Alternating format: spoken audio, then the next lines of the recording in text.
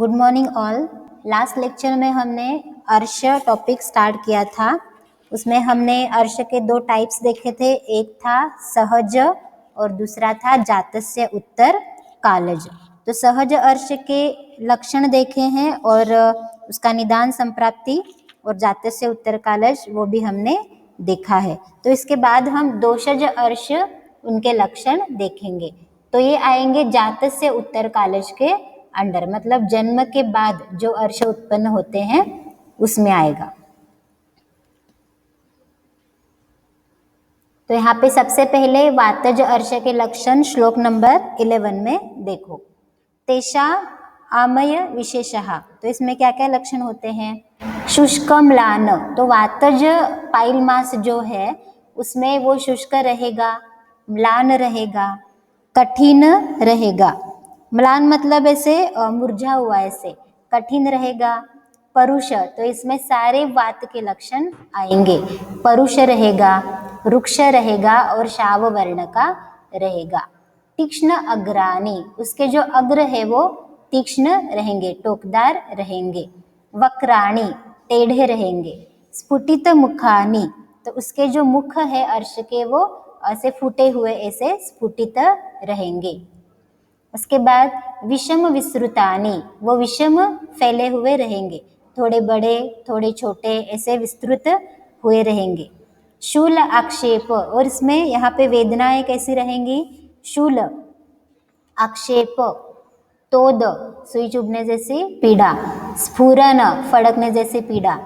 चिमचिमायन, आपको पता है। संहर्ष परितानी, तो यहाँ पे रोमहर्ष लक्षण भी दिखेगा। और यहाँ पे और एक लक्षण है स्निग्ध उष्ण उपशयानी, तो वातज अर्श के रुग्ण में उसे स्निग्ध और उष्ण से उपशय मिलता है, तो इसे आपको याद रखना है, स्निग्ध उष्ण उपशयानी। अगर आपको समझ नहीं रहा है पेशेंट में कि उसमें कौन से दोष का अनुबंध है, चिकित्सा कैसे स्टार्ट करे, तो उसको अगर आप पूछोगे कि उष्ण जल से और स्निग्ध आहार विहार से उसको अगर उपशय मिलता है तो हमें क्या डिसाइड करना चाहिए कि ये शायद वातज हो सकता है, इस तरह से। और क्या क्या लक्षण है इसमें। प्रवाहिका है, अधमान होता है, शिश्न वृषण बस्ती वंक्षण रुद ग्रह, तो ये सारे स्थानों पे ग्रह मतलब जकड़ने जैसी पीड़ा होती है। अंगमर्द होता है। हृदय द्रव, यहाँ पे हृदय द्रव मतलब हृदय की गति में तीव्रता होती है, हृदय की गति बढ़ जाती है, हृदय द्रव। प्रबलानी, मतलब ये सारे लक्षण बढ़ जाते हैं, प्रबल होते हैं। प्रतत, मतलब बार बार। प्रतत विबद्ध वात मूत्र वर्चा, तो इस रुग्ण में बार बार प्रतत उसका जो वात है, दो वायु, वो विबद्ध रहेगा, मतलब वो इजीली बाहर नहीं निकलेगा। सेम मूत्र, मूत्र भी बद्ध, ऑब्स्ट्रक्शन ऑफ यूरिन। वर्चांसी, अगेन ऑब्स्ट्रक्शन ऑफ फीसेस, मतलब मल भी ऑब्स्ट्रक्ट होगा। इसके बाद उरु कटी पृष्ठ त्रिक पार्श्व कुक्षी बस्ती शूल, तो ये सारे स्थानों पे शूल उत्पन्न होता है। उरुशूल, कटिशूल, पृष्ठशूल, त्रिक, तो शूल शब्द सबके लिए आएगा। और क्या है, शिरो अभिताप, मतलब शिर में संताप उत्पन्न होता है। क्षवथु, छींके आती है, उद्गार आते हैं। उद्गार आएंगे, क्यों आएंगे, क्योंकि मलद्वार है वहां पे ये सारे पाइल मास उत्पन्न हो गए हैं, तो मलद्वार क्या हो जाएगा, ऑब्स्ट्रक्ट हो जाएगा और जो अपान वायु है वो प्रतिलुम हो जाएगा और इसके कारण उद्गार। उद्गार इज नथिंग बट ऊर्ध्व वायु, ऊर्ध्व वात। प्रतिशय उत्पन्न हो सकता है। कास, उदावर्त मतलब सेम, उदावर्त ऊर्ध्व वायु। आयाम, शोष, शोथ, मूर्छा, बाकी ये सारे सार्वदेहिक लक्षण मूर्छा है। अरोचक, मुख वैरस्य, मुख विरसता। अगेन तैमिर्य, तिमिर आपको पता है, लास्ट लेक्चर में बताया था। तैमिर्य, आंखों के आगे अंधेरा छा जाना, या फिर तिमिर नाम का नेत्र रोग भी होता है, उसे लिंगनाश बोलते हैं, जिसे मॉडर्न साइंस में कैटरैक्ट बोलते हैं। कंडू होता है यहाँ पे, ये थोड़ा सा ऑड लक्षण है क्योंकि कंडू आना चाहिए कफ के लक्षण में, राइट। तो कंडू यहाँ पे थोड़ा सा ऑड है याद रखने के लिए। नासा, कर्ण, शंख, शूल। नासा में शूल, कर्ण भाग में शूल होता है, शंख प्रदेश में शूल उत्पन्न होता है। स्वर उपघात कराणी, तो यहाँ पे स्वर भेद भी होता है। और यहाँ पे शाव, अरुण, परुष, नख, नयन, वदन आदि स्थानों पे शाव वर्ण रहेगा। शाव वर्ण, अरुण वर्ण और परुषता रहेगी। तो सेम पॉइंट सब में आएगा, बस उसमें जो भी वर्ण है वो उस पर्टिकुलर दोष के प्रकोप का वर्ण आएगा। नख, नयन, वदन, त्वक, मूत्र, पुरुष कैसे रहेंगे? शाव और अरुण वर्ण के रहेंगे और परुष रहेंगे। वातोल बनानी अर्शांसी इति विद्या, तो ये सारे वातज अर्श के लक्षण होते हैं। तो यहाँ पे पहले लक्षण बताए हैं और उसके बाद उसका निदान बताया है। तो आपको लिखना है, एग्जाम में जब लिखोगे तो पहले आपको हेतु लिखने हैं, पहले निदान फिर उसके बाद इसके लक्षण। भवती छात्र, कौन कौन से रीजन है इसके? निदान क्या क्या है? कषाय, कटु, तिक्तानि, सिंपल है, जो वात प्रकोपक वात को बढ़ाने वाले रस है वही आपको लिखने हैं। रुक्ष, शीत, लघुनी, जो भी वात के गुण होते हैं वही उसको बढ़ाएंगे, उत्पन्न करेंगे। रुक्ष गुण, शीत गुण, लघु गुण युक्त आहार। दूसरा है प्रमिताशन, अल्प अशन। प्रमिताशन आपको पता है, एक रसाभ्यास, दैट इज कॉल्ड एज प्रमिताशन। अल्प अशन, अल्प मात्रा में भोजन करना। तीक्ष्ण, मध्य, मैथुन सेवन, तीक्ष्ण मध्य का सेवन करना, अति मात्रा में मैथुन का सेवन करना। लंघनम, लंघन से भी मतलब अति मात्रा में उपवास किया ज्यादा तो वो वातज अर्श का कारण हो सकता है। देश कालौ च शीतौ, अगर शीत काल और शीत देश है तो ऐसी कंडीशन में वातज अर्श ये इसका निदान हो सकता है। व्यायाम करना, अति मात्रा में व्यायाम करना। और भी इसमें मानसिक हेतु आया है शोक, तो इससे क्या होगा? शोक, अति चिंता, शोक करने से क्या होगा? रुक्षता बढ़ेगी और रुक्षता बढ़ने से वात बढ़ेगा और ये वातज अर्श का कारण हो सकता है। वात, आतप, स्पर्शो हेतु वात अर्शसा मतः, वात का अति मात्रा में सेवन और आतप का स्पर्श, मतलब ये जो वायु होती है वायु का अति मात्रा में सेवन और आतप धूप का सेवन, तो ये वात अर्श के हेतु हो सकते हैं। तो यहाँ पे हमने देखे वातज अर्श का निदान और उसके लक्षण। यहाँ पे टीका में आतप कैसा होता है? कटु और रुक्ष रहता है, ठीक है, जिसको ज्यादा इंफॉर्मेशन चाहिए उसके लिए आतप रुक्ष रहता है इसलिए। उसके बाद हम देखेंगे पित्तज अर्श, उसके लक्षण, श्लोक नंबर 14।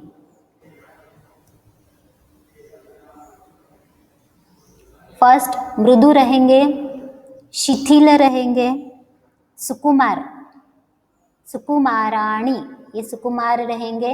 स्पर्श, सुकुमाराणी अस्पर्श सहानी, तो पित्तज के जो अर्श है वो उन्हें अगर स्पर्श हुआ, टच हुआ तो उसमें वेदना होती है, ठीक है।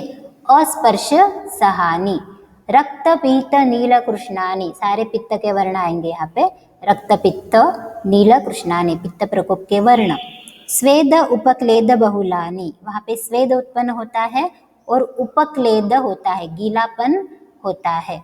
विस्रगंधी, तनु, पीत, रक्त स्राविणी, तो इसमें रक्त स्राव होता है। रुधिर वहानी, तो जो ब्लीडिंग पाइल्स है उसमें दोष का अनुबंध क्या रहेगा? पित्त रहेगा, ये आपको याद रखना है क्योंकि इसके लक्षण में आया है। रक्त स्राविणी, और आपको पता है रक्त पित्त आश्रय आश्रयी संबंध है। तो यहाँ पे विस्रगंधी, तनु मतलब पतला और पीत वर्ण का रक्त स्राव होता है, मतलब रक्त वर्ण का स्राव होता है। और रुधिर स्राव मतलब रक्त स्राव भी होता है, ब्लीडिंग पाइल्स। और इसमें क्या क्या लक्षण है? दाह है, पित्त में तो आएगा ही। कंडू थोड़ा सा और लक्षण है जैसा वात में आया था। शूल, वेदनाएं हैं। निस्तोद, सुई चुभने जैसी पीड़ा। पाकवंती, ये थोड़ा लक्षण अलग है। तो पित्तज अर्श है तो यहाँ पे पाक होगा ही, तो पाकवान जो अर्श है वो पित्तज रहेगा। और क्या है यहाँ पे शीत उपशयानी, यहाँ पे शीत उपचार से उसको उपशय मिलता है। तो वातज में क्या था, स्निग्ध था और उष्ण था, यहाँ पे क्या है, शीत उपशय, शीत से उपशय होता है। संभिन्न पीत हरित वर्चांसी, तो इसमें से पीत वर्ण का हरित वर्ण का मल बाहर निकलता है। भिन्न मतलब जब वो फूटते हैं तब। इसके बाद पीत विस्रगंधी प्रचुर विणमूत्राणि, प्रचुर मतलब अधिक मात्रा में, विट मतलब मल और मूत्र पीत वर्ण के और विस्रगंधी ऐसे प्रचुर मात्रा में विट और मूत्र आते हैं। पिपासा ज्वर, तो ये सारे पित्त के लक्षण आएंगे। पिपासा ज्वर, तमक श्वास, सम्मोह, सम्मोह उत्पन्न होना, भोजन द्वेष कराणी, तो इसमें भोजन के लिए द्वेष उत्पन्न होता है। और ये जो भी स्थान है, नख, नयन, त्वक, मूत्र, पुरुष, यहाँ पे पीतवर्ण रहेगा। पित्त उल्बणानि अर्शांसि इति विद्यात्, तो ये पित्तज अर्श के लक्षण बताए हैं। भवतशास्त्र, तो इसके निदान क्या क्या है, हेतु क्या क्या है, कटु, उष्ण, लवण, क्षार इत्यादि का ऐसे आहार पदार्थों का सेवन करना। व्यायाम, देखो व्यायाम भी कॉमन आया जो वात में भी आया था। अग्नि आतप प्रभा, अग्नि का सेवन, आतप का सेवन, आतप भी कॉमन आया जैसे वात में आया था। वात में आतप स्पर्श था, यहाँ पे प्रभा मतलब अगेन अग्नि का तेज, उसका सेवन। तो जो भी कुक होते हैं होटल में जो काम करते हैं, तो बहुत सारे पित्तज अर्श के पेशेंट आते हैं, तो बहुत सारे पेशेंट्स में ये हेतु मिलता है कि वो दिन भर गैस के पास ही रहते हैं, गैस के शेड के पास ही, मतलब वहाँ पे क्या होता है, उसमें उष्ण सेवन होता है, उष्ण हेतु का सेवन होता है, अग्नि का सेवन ऐसे भी बोल सकते हैं। प्रभाह, देश कालौ अशिशिरो, वातज में क्या था, शीत देश शीत काल, यहाँ पे क्या है, अशिशिरो मतलब अपोजिट, उष्ण देश उष्ण काल, तो रुग्ण उष्ण देश में है, उष्ण काल में है। जैसे कि अभी ये जो चल रहा है ग्रीष्म ऋतु स्टार्ट हो गया, बराबर, ग्रीष्म कैसा है, वात पित्त प्रधान है, बराबर, तो इसमें, और ये देश भी कैसा है, जांगल देश है, बराबर।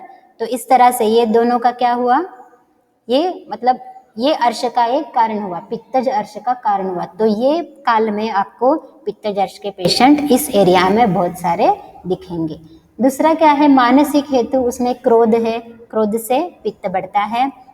मध्यम असूयनम, मद्य का सेवन करना, और अगेन मानसिक देशों में असूया, दूसरों की निंदा करना, ये भी एक हेतु आया है। असूया मतलब ईर्ष्या करना। इसके बाद विदाही तीक्ष्ण उष्ण च सर्वम पान अन्न भेषजम, मतलब विदाही तीक्ष्ण उष्ण पान करना, विदाही तीक्ष्ण उष्ण अन्न का सेवन करना, और विदाही तीक्ष्ण उष्ण ऐसे औषधि का भी सेवन करना, तो ये भी हर्ष का हेतु हो सकता है। पित्त उल्बणानां विद्मयः प्रकोपे हेतु अर्शसाम, तो ये सारे पित्त उल्बण पित्तज अर्श के सारे हेतु बताए हैं। इसके बाद कफज अर्श लक्षण तत्र यानी प्रमाणवंती, ये प्रमाण में बड़े रहेंगे, उपचित रहेंगे मतलब बड़े मोटे ही रहेंगे, सेम है। श्लक्ष्ण रहेंगे स्पर्श में, और यहाँ पे क्या है, स्पर्श सहानी, तो पित्तज अर्श कैसा था, स्पर्श असहा है ना, अस्पर्श सहानी था। ये कैसा है, स्पर्श सहानी, मतलब इसे अगर स्पर्श हुआ तो वेदना नहीं होगी, मतलब टेंडरनेस यहाँ पे नहीं होगा। स्निग्ध श्वेत, तो ये कफज अर्श स्निग्ध रहेगा, श्वेत वर्ण के रहेगा, पांडु वर्ण का रहेगा और पिछिला रहेगा। स्तब्ध रहेगा, गुरु रहेगा, स्तिमित आपको पता है स्तिमित रहेगा, सुप्त रहेगा, नमनेस रहेगा वहां पे। ऋषिता आवाज नहीं आ रही, ठीक है, मैं इसका रिकॉर्डिंग सेंड करूंगी, आप देख लेना क्योंकि दूसरा ऑप्शन नहीं है यहाँ पे। ओके, स्तिमित रहेगा, सुप्त रहेगा, स्थिर स्थिर रहेंगे, और यहाँ पे शोथ भी रहेगा। तो श्वयथु थोड़ा सा अलग लक्षण है जो कफज में ही आएगा। कंडु बहुलानी, यहाँ पे कंडु ज्यादा रहेगा, तो तो हमने वातज और पित्तज अर्श के लक्षण में कंडू लक्षण देखा था, ओनली कंडू, है ना। तो यहाँ पे क्या है, बहुल कंडू है, मतलब ज्यादा, बहुत ज्यादा कंडू है। तो ये डिफरेंस थोड़ा याद रखो। बहु प्रतत, बहु मतलब ज्यादा, प्रतत मतलब बार बार। प्रतत पिंजर श्वेत रक्त पिच्छा श्राविणी, यहाँ पे भी ये श्रावी अर्श है, ठीक है। अर्श के दो टाइप्स होते हैं, एक होता है शुष्क और दूसरा होता है श्रावी, दूसरे ग्रंथकारों के अनुसार। तो यहाँ पे जो श्रावी है वो पित्तज आएगा और कफज भी आएगा। पित्तज में भी हमने देखा था, वहां पे रक्त स्राव था, रक्तवर्ण का पित्तवर्ण का स्राव था। तो कफज अर्श में कैसा है, पिंजर श्वेत रक्त और पिच्छिल स्राव आता है। गुरु पिच्छिल श्वेत मूत्र पुरुषाणी, मूत्र और पुरुष, पुरुष कैसे रहेंगे, गुरु रहेंगे, पिच्छिल रहेंगे और श्वेत वर्ण के रहेंगे। और इसमें क्या है, उपशय कौन से चिकित्सा से मिलेगा, रुक्ष उष्ण उपशयानी। हाँ, तो यहाँ पे हम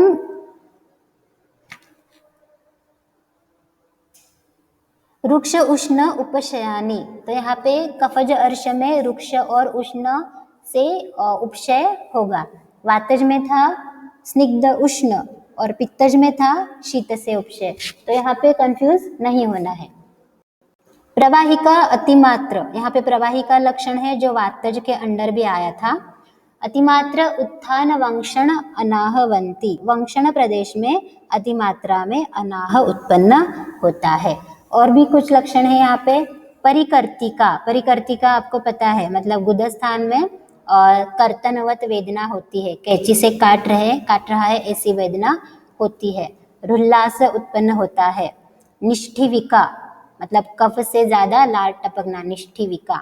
कास, अरोचक, प्रतिशाय, गौरव, छर्दी लक्षण रहेगा। मूत्र कृच्छ भी यहाँ पे लक्षण रहेगा। शोष, शोथ रहेगा। पांडुरोग, पांडुरोग भी इसमें लक्षणवत दिख सकता है। शीत ज्वर मतलब शीतकारक ज्वर, ठंड लग के जो ज्वर आता है वो। अश्मरी, अश्मरी भी लक्षण दिख सकता है। शर्करा आपको पता है, मतलब मूत्र से शर्करा निकलना। हृदय इंद्रिय उपलेप, हृदय में और इंद्रियों में लेप किया है ऐसा फील होना। हास्य माधुर्य, मुख में मधुरता उत्पन्न होना। और प्रमेह भी लक्षण इसमें दिख सकता है। तो जो जो और है, अलग है, ऐसे लक्षण आप याद रखो। और ये अर्श कैसा रहेगा, दीर्घ कालानुबंधिनी, कफ के मंद गुण से ये ज्यादा काल तक अर्श रहेगा। अतिमात्र अग्नि मार्दव क्लैब्य कराणी, तो ये क्या करेगा, अग्नि मांद्य करेगा। मार्दव, अग्नि मार्दव मतलब अग्निमांद्य। क्लैब्य करानी मतलब ये क्लैब्य भी उत्पन्न कर सकता है। इसके बाद आम विकार प्रबलानी, यहाँ पे आमाजीर्ण के लक्षण दिखेंगे, क्योंकि ये कफज का अजीर्ण है, ऐसा आम विकार इसमें इसके लक्षण दिखेंगे। और क्या है, नख नयन वदन त्वक मूत्र पुरुष, यहाँ पे शुक्लता आएगी। जैसे पित्त में पित्त वर्ण आएगा, वात में शाव अरुण वर्ण आएगा और परुषता आएगी, वैसे कफ में शुक्ल वर्ण आएगा। श्लेष्म उल्बणानि अर्शांसि इति विद्यात्, तो ये सारे कफज अर्श के लक्षण बताए गए हैं। इसके बाद इसका निदान, इसके हेतु क्या क्या है, 18 और 19। मधुर स्निग्ध शीत आहार विहार, लवण अम्ल गुरु, ये सारे कफ के जो भी गुण है वो आएंगे। यहाँ पे अव्यायाम, देखो वातज में और पित्तज में व्यायाम आया था हेतु, और कफज में क्या आ रहा है, अव्यायाम। तो कंपेयर करके याद रखो। दिवास्वाप, दिवास्वाप से कफ भी बढ़ता है, पित्त भी बढ़ता है, तो मोस्टली कफ बढ़ता है, इसलिए ये हेतु आया। शय्या आसन सुखे रति ही, जो रुग्ण मतलब सुखकारक आसन पे, सुखकारक शय्या पे मतलब बैठना, उसमें रुचि रखते हैं ज्यादा, मतलब ज्यादा मात्रा में, ज्यादा काल तक। प्रागवात सेवा, प्राग मतलब पूर्व दिशा से जो वायु आती है उसका अति मात्रा में सेवन करना। तो ये ग्रीष्म ऋतु में चल सकता है, गर्मी के दिनों में चल सकता है, लेकिन अगर ठंडे ऋतु में, शिशिर ऋतु में, हेमंत ऋतु में आदि अगर प्रागवात सेवा की तो वह हेतु हो सकता है कफज अर्श का। शीतौ च देश कालान कालो, तो यहाँ पे शीत देश काल उसका सेवन, इस सेम हेतु आया था वातज अर्श में, ठीक है। तो ये थोड़ा सा आप याद रखो कि दोनों में भी ये हेतु आया है। अचिंतनम, बिल्कुल भी चिंता ना करना, तो चिंता ना करना ये कफज रोगों का हेतु है, राइट। श्लेष्मिकाणाम समुदिष्टम एतत् कारणम अर्शसाम, तो ये सारे कफज अर्श के कारण बताए हैं। तो यहाँ पे हमने कफज अर्श के कारण और इसके लक्षण देखे।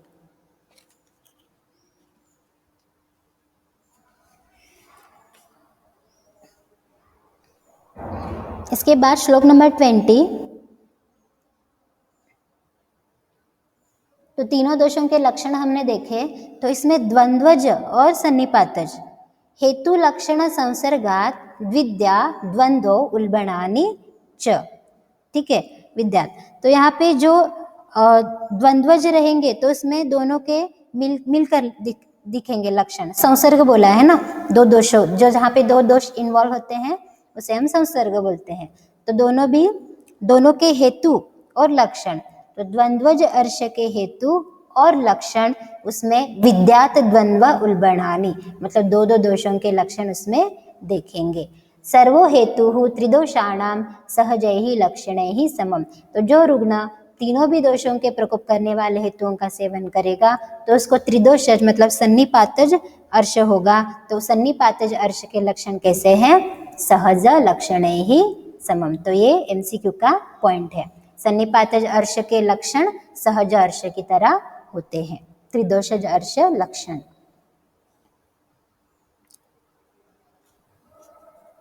इसके बाद श्लोक नंबर 22,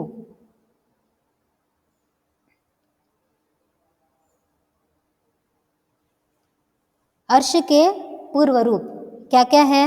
विष्टंभो अन्नस्य, मतलब भोजन का प्रॉपर पचन नहीं होता है और विष्टब्दाजीर्ण हो जाता है या अन्न का विष्टंभ होता है। दौर्बल्य उत्पन्न होता है। कुक्षे है आटोप एव, मतलब कुक्षी में आटोप गुड़गुड़ जैसा शब्द निकलता है। कार्श उद्गार बाहुल्यम, देखो शरीर का कृश होना ये भी अर्श का पूर्व रूप है।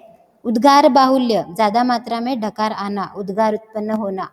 शक्ति साध, शक्ति प्रदेश पे थाई रीजन में, साध मतलब वहाँ पे थकावट जैसा फील होना। अल्प विटकता, मल का अल्प मात्रा में निकलना, तो जितना भोजन किया है उतना मल भी निकलना, मतलब उसके हिसाब से मल त्याग भी होना चाहिए। तो अल्प विटकता भी ये लक्षण हो सकता है, ये पूर्व रूप हो सकता है अर्श का।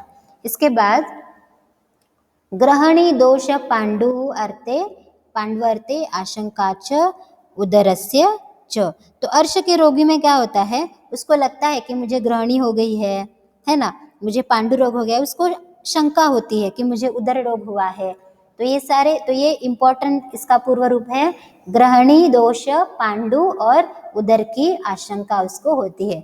तो ये भी एमसीक्यू में आता है कि जिस पेशेंट में उदर रोग हुआ है या पांडु रोग और ग्रहणी की आशंका रहती है तो ये किस व्याधि का पूर्व रूप है? तो ये अर्श व्याधि का पूर्व रूप बताया है। पूर्व रूपाणि निर्दिष्टानि अर्शसाम अभिवृद्धये, तो ये अर्श के पूर्व रूप बताए गए हैं। इसके बाद श्लोक नंबर 23,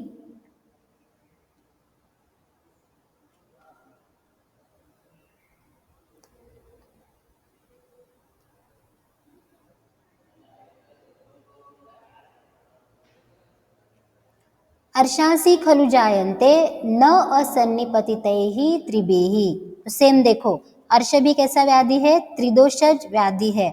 जब तक तीन दोष प्रकोपित नहीं होते तब तक अर्श उत्पन्न नहीं होता। न असन्निपतितैः, बिना सन्निपात के अर्श उत्पन्न नहीं होते। दोषे ही दोष विशेषात्तु विशेषः कल्प्यते अर्शसाम, तो जिस अर्श रोग में जिस दोष की विशेषता होगी, जिस दोष का लक्षण होगा उसके अकॉर्डिंग हमें उसकी जो भी दोषाधिक्य है वो कंसिडर करना होता है। वैसे तो सारे अर्श सन्निपातज होते हैं, लेकिन जिस दोष का लक्षण आपको अधिक दिखेगा तो उस दोष का हमें उसे जानना चाहिए। इसके बाद श्लोक नंबर 24, 25,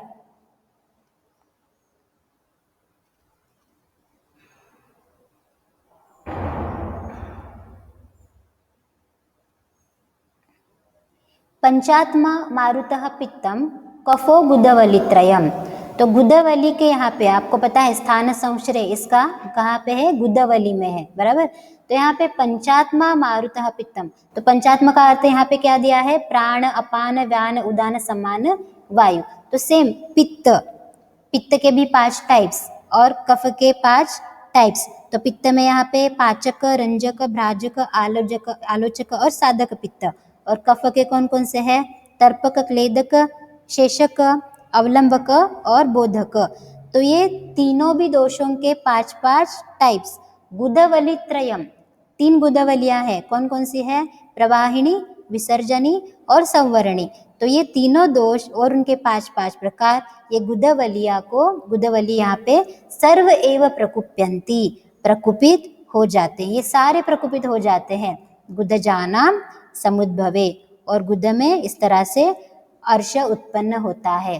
सर्वदेह उपतापिनी प्रायः कृच्छ तमानि च, तो वह सारे शरीर को पीड़ित करते हैं और इस तरह से कृच्छतम चिकित्सा के लिए कठिन अर्श उत्पन्न होता है। तो मैंने आपको लास्ट लेक्चर में बताया था कि चरक में पित्त के और कफ के भी 5-5 टाइप से इसका रेफरेंस आता है अर्श चिकित्सा के अध्याय में, बराबर। तो यहाँ पे इसका कृच्छतम होने का हेतु क्या है कि अर्श चिकित्सा के लिए कठिन क्यों होता है, तो इसका रीजन यहाँ पे बताया है कि इसमें तीनों दोष और इसके 5 टाइप्स इन्वॉल्व है, इसलिए अर्श चिकित्सा के लिए कृच्छतम, कृच्छतर और कृच्छतम, तो देखो कितना कृच्छ से भी, कृच्छतर से भी वो चिकित्सा के लिए कठिन बताया है। इसके बाद बाकी का हम नेक्स्ट लेक्चर में देखते हैं। तो यहाँ पे किसी को डाउट